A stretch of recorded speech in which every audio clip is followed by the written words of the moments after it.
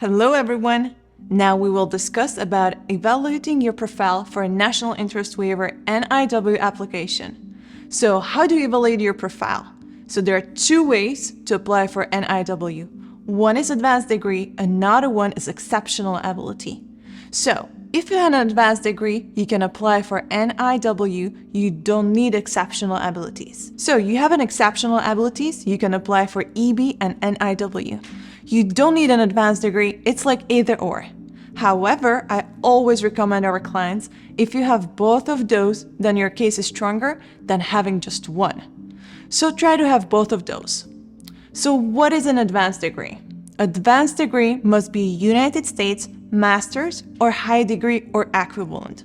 So if you have a master's or high degree, like a PhD degree from America, you have an advanced degree. You can directly apply for NIW. However, if you don't have a US master or PhD degree, but you have a master's or PhD degree from other country, then you can also apply if that degree is equivalent to American degree. How do you know whether your degree is equivalent or not? For example, in Bangladesh, there's a lot of master degrees. Those are one-year masters.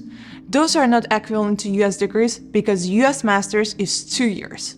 Also, there are a lot of 2 years degrees in Bangladesh. Those are equivalent to American degrees, but how do you be sure whether your degree is equivalent to American degree?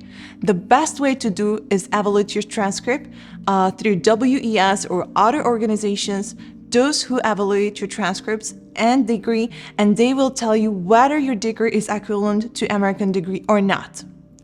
So, if you have a US Master's or PhD or equivalent degree from any country in the world, you are good to apply for NIW. The second way is exceptional abilities. There are 6 criteria to claim yourself as an exceptional ability person. If you meet 3 of those, you can claim yourself and apply for NIW. However, I always recommend to have at least 4. If you have 4 or those 6 criteria, and if you have advanced degree, and if you apply for NIW, your case is stronger. You have 5, it's even stronger. If you have 6 of those criteria and advanced degree, I don't see any reason why your case should be denied. So let's discuss about those 6 criteria of exceptional abilities. Number 1 is degree. You must have a degree in the field where you are claiming your exceptional ability.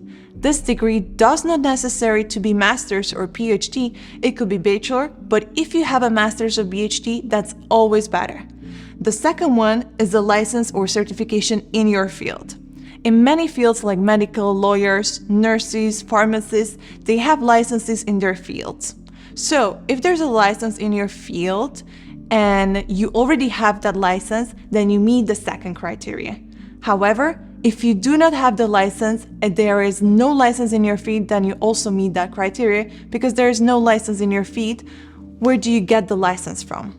So, for example, one person, if he graduates with a master's degree from a computer science and working for Google, Microsoft, or Facebook, or any other organization, he or she does not have a license, that's fine, because there's no license in the field. So even if you do not have license, and if there is no license in your field, you can still meet the second criteria. The third one is the salary. If you have a good salary, then you can show that you meet this criteria and you are a person of exceptional ability. So what salary is good the salary to be? About of the industry standards in that degree. So, for example, if you have a master's degree in a computer science and an average salary for a master's degree holder of a computer science in your area is like $75,000 a year, and if you make $80,000, then you're above average and you can claim that your salary meets this criteria. However, if you make $70,000 a year, that is below average of that area standard salary, then you cannot claim that your salary meets this criteria.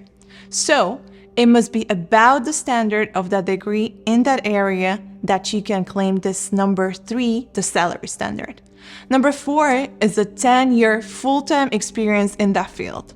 So most of our clients that already completed PhD, students don't meet this criteria. However, you have 10 years full-time experience in your field where you're claiming exceptional abilities, then you meet this criteria and your case will be very strong. However, it cannot be a graduate research assistant or graduate teaching assistant because those are not full-time experience. You must have a full-time job experience, not within the studies. Number 5 is a membership in a professional organizations. You can claim this membership and it could be any kind of the professional organization in your field. However, the better organization, remember, the better chance for your application. Number 6 is recognition by your peer government agency or private corporation.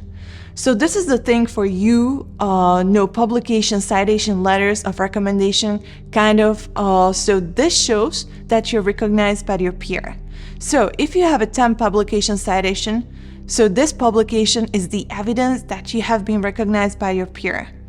This 2 citation is the evidence that you have been recognized by your peer also. If you got 6 letters of recommendation for your application, those 6 recommendation letters are evidence of recognition by your peer. So let's discuss something about a publication and citation. So many of our clients, they ask me, what is the standard number of the publication and citation for your application or for their application?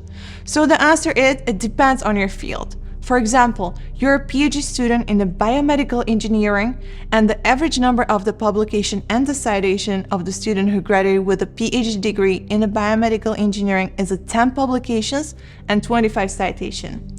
Just this is an example. It's nothing serious, so and if you have a 12 publication and 0 citation, they're about average of your peer, then your case is strong. If you have, for example, even 7 publication and 15 citation, then you are under the average number and your case would be weak. So your case would be judged with another person in your field with the same degree. So question is, how do you know what is the average number of the publication and the citation in your field in the same degree? The best way to know is just to Google it and to find out.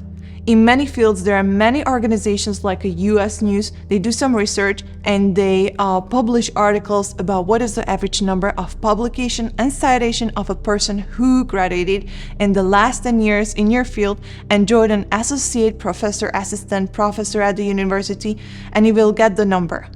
However, if there is no publication or research in your field, then ask your lab mates, ask your professor, ask your all senior people who already received the PhD and graduated from your lab, ask your friends, and have an idea of average number of the publication and citation in your field, and then compare yourself with that average number. If your number of the publication and citation is about the average, your case is strong. If your number of the publication and citation is under the average, then your case is weak. So remember, you will be judged with the same person in the same field, not the people in another field and another degree. So try to make your case stronger compared to another people in your field. If you have any question, please do not hesitate to reach out to Citizen Concierge.